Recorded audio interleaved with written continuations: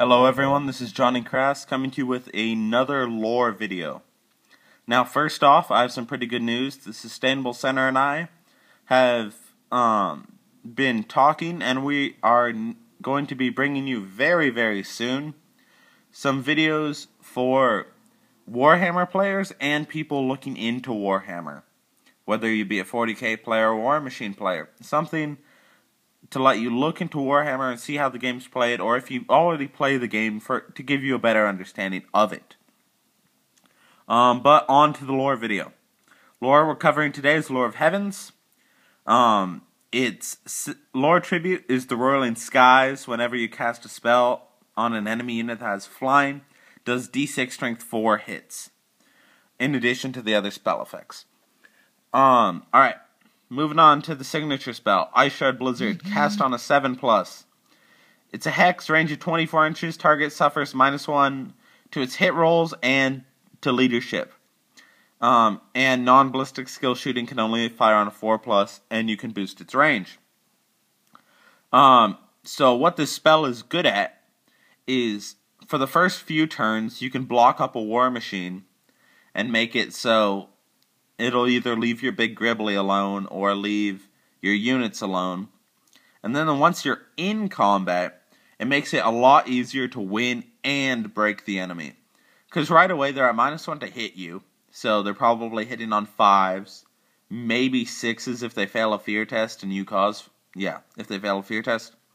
And then they're at -1 leadership for their impending break test. So this spell is just fantastic, and it has a ton of uses. Moving on to the next one.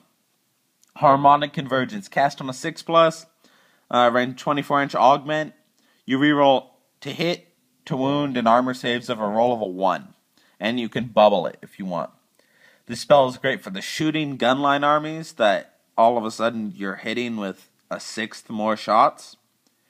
It's great for Knight heavy armies, where all of a sudden your 2+ or your 1+ becomes a 2+ or a 1+ with a reroll, pretty much.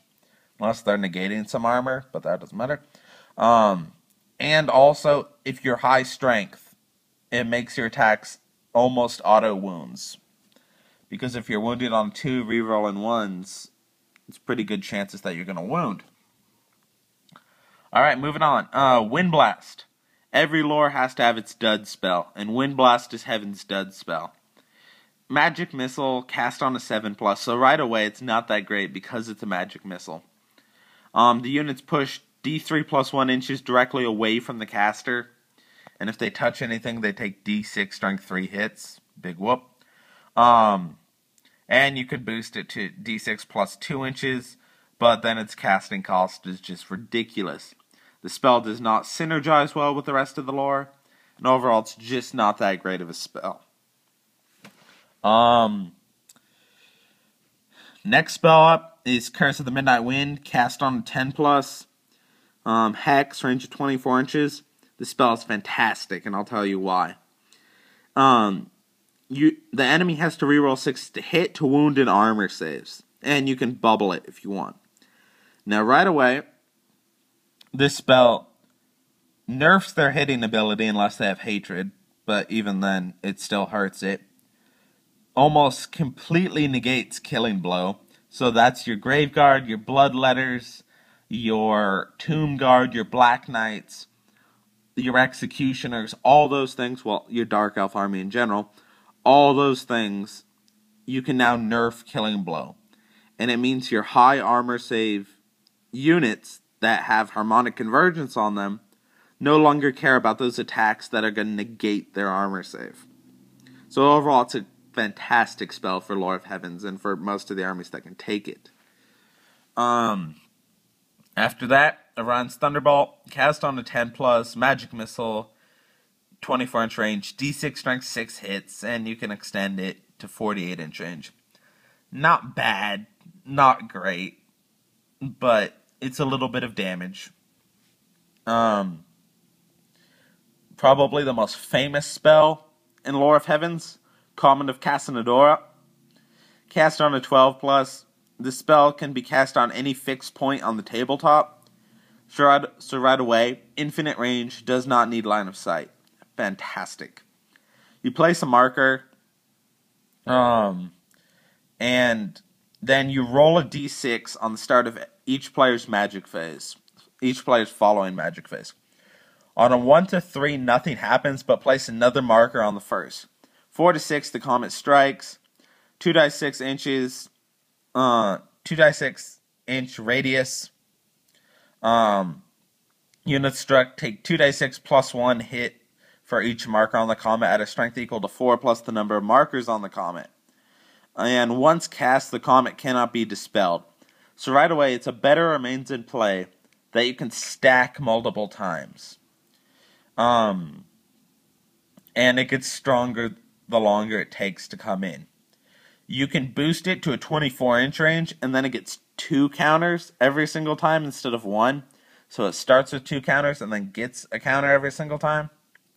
So it's just a fantastic spell, and everyone is afraid of coming to Casa Dora regardless of the army you play. You are scared of this spell. And it's more of a psychological impact than an actual game impact for the most part, unless you're a gun line or something like that. And finally, Chain Lightning. Originally, I did not like Chain Lightning as a spell, until I realized A, it is a direct damage, so you can cast it out of close combat.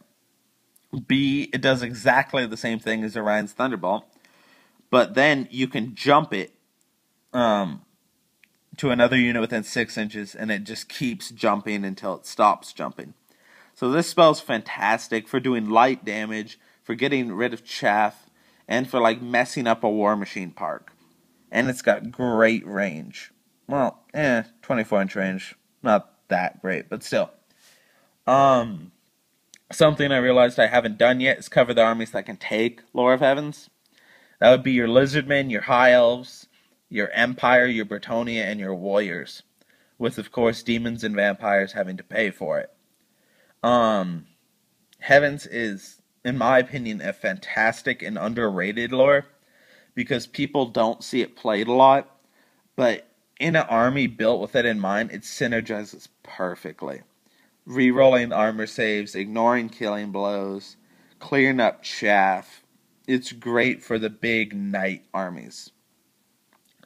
Now, Roiling Skies, its lore tribute seems a little weak, but once again, it's there to clean up chaff, because it just says a spell cast on an enemy unit.